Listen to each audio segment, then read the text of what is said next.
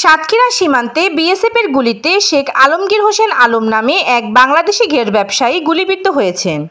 সোমবার ভোর 4:30টার দিকে সাতক্ষীরা সদর উপজেলার ভোমরা ইউনিয়নের লক্ষ্মীদারি সীমান্তে এ ঘটনা ঘটে।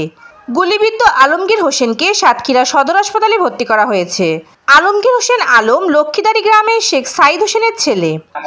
আমার ভাই গেছিল ঘেরে, পানি হয়েছে তো বৃষ্টি হয়েছে, তাই ঘেরে গেছিল, ঘেরে মাছ ছাড়া আছে, ও চলে যাচ্ছে বলে তাই ও বাড়িতে গেছিল সকালে।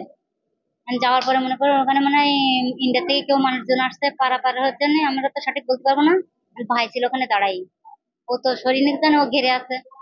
এবারে মনে করো ওর পরেই মনে করো প্রেশারটা মনে করো গুলি মারছে, মানে ও 0 পয়েন্ট আমাদের ঘের আছে, ঘেরে ঘেরে মাছের খাদ্য দিতেই আর ওই ঘের বানতে গেছিল। সাতক্ষীরা সদর হাসপাতালের জরুরি বিভাগের চিকিৎসক ডাক্তার ABM আক্তার মারুফ জানান, তার মুখমণ্ডল মাথাসহ বিভিন্ন স্থানে ছররা গুলি লাগার চিহ্ন রয়েছে। সাতক্ষীরার ভোমরা বিজিবি ক্যাম্পের সুবেদার জহির আহমেদ জানান, তারা ঘটনাটি শুনেছেন।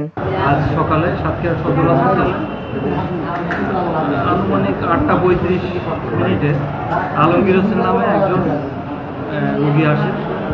আমরা ওনাকে পরীক্ষা নিরীক্ষার পর দেখি যে ওনার কপালে, তারপরে ডান দিকের কপালে লাগছে, কানে কিছু মানে আহত যেরকম ছিলে যায় এরকম কিছু উপসর্গ নিয়ে আসে। ওনার মাথার ডান দিকে পিছনে অনেকগুলো ওই ফোটা ফোটা দাগ আছে, সম্ভবত মনে হয় কোনো বন্দুকের গুলি হতে পারে, আন্তর্গণ হতে পারে, যেটা বলে কাঞ্চন।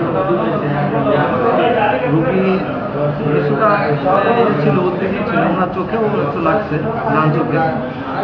উনি মোটামুটি অসুস্থ ছিলেন। আমরা ওনাকে সাথে সাথে ভর্তি করে ট্রিটমেন্ট চলে। ওনার কিছু পরীক্ষা নিরীক্ষার জন্য আমরা পাঠাই, কিন্তু সদর হসপিটালে সিটি স্ক্যান এবং অন্যান্য পরীক্ষা আর সার্বিক ম্যানেজমেন্টের জন্য আমরা ওনাকে সাতক্ষীরা মেডিকেল কলেজ হসপিটালে রেফার করেছি।